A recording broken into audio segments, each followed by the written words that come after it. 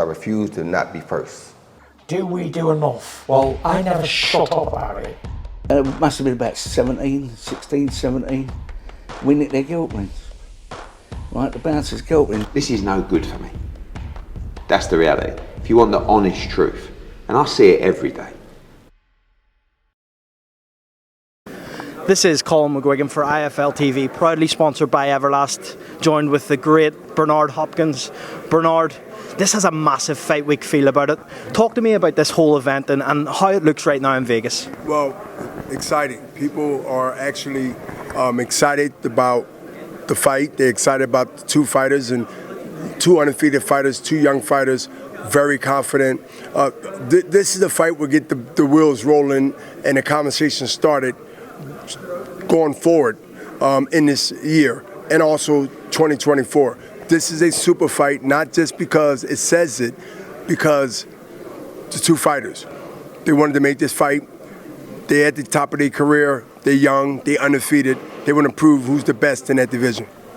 Obviously, as well, we heard some comments yesterday from Leonard Ellerbe towards De La Hoya in the camp. He kind of instilled that, you know, Tank's the A side in this, which he probably is, and that his guy's going to go out and win. What do you think Ryan has to do to win this fight? Well, first I want to talk about the A side. I mean, the A side is the A side, but that don't mean that the A could become the B. I mean, we all know that, you know, the A side doesn't mean that he has no chance, but I think that they have to understand that this is a fight really up for grabs for both guys. They're going to have to prove that tomorrow. In terms of this fight itself, how do you think Ryan beats Gervonta Davis, and do you think that there's a potential that he could KO him? I think it's more of a decision win, but I also think that it's be a fight that Ryan Garcia has to be smart, has to be quick, has to be patient, and not greedy. What I mean by greedy, of course, he can't overextend himself, take what he can, and then box him, keep him in the middle of the ring, and make sure that every chance he get, he has to be conscious of getting into a shootout with a puncher. You don't get into a shootout with a puncher. You don't get to a punch-out with a puncher. What you have to do is get into systematically breaking them down and let them play to your tune, you not play to his. In terms of the rehydration clause, do you think that affects the ability for Ryan in this fight, and do you think that hampers him in any way? I think it fits for Ryan. Why? Because I think that when you put stipulation on a fighter, it shows the fighter that you put that stipulation on, that you looking for advantages to be an advantage.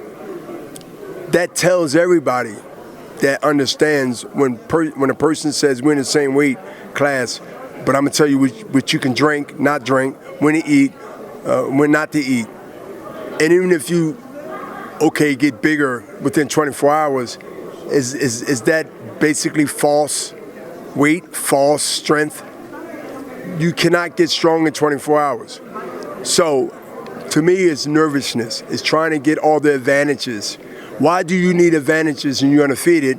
We got an amateur history. Is somebody worried on Tank's end? Oscar said it best at the press conference. You heard it. Do they really believe in you, Tank? Do they really believe in you, Tank? With all these stipulations that would have jeopardized us being here, talking about it. Ryan said yes to everything. I wouldn't have done that. I'm being honest with you. I think I got credibility, 30 years in the game, undisputed, the oldest champion in boxing to the day. I think I got a little weight. That shows you the balls, the moxie that Ryan Garcia has. Now, tomorrow, on Showtime pay-per-view and the Zone, let's watch and see it. I have one final question about your career. I want to speak to you about this. Not many people know you lost your first pro fight. First of all, how hard was it to come back from that defeat at the very start of your career? Was that hard for you at the time? Yes, it was hard when I lost to Clinton Mitchell in 1988. It took me a year and a half to bounce back. I also listened to a bit of a podcast with you and Dan Canobio where you spoke about being in prison and going around to different prisons at the time, and they were bringing you to different prisons to fight. That's so interesting to me because obviously at this point you were fighting in rings in prisons. Is that true? So were they setting up rings in these prisons for you to go and fight in? It's a customary, yes, and we have amateur fights there. And I went there to get prepared for my earlier fights, believe it or not, and I have it on film. And do you think that helped you then towards your pro career and give you mentality and something different? And it helped me here mentally and also helped me get prepared for a fight. Thank you very much for your time. Really, really appreciate you. Thank you. IFL TV. Thank you. Appreciate it. Because I refuse to not be first. Do we do enough? Well, I never shut up about it. It must have been about 16, 17. We nicked their guilt rings. Right, the bouncer's guilt ring. This is no good for me. That's the reality. If you want the honest truth, and I see it every day,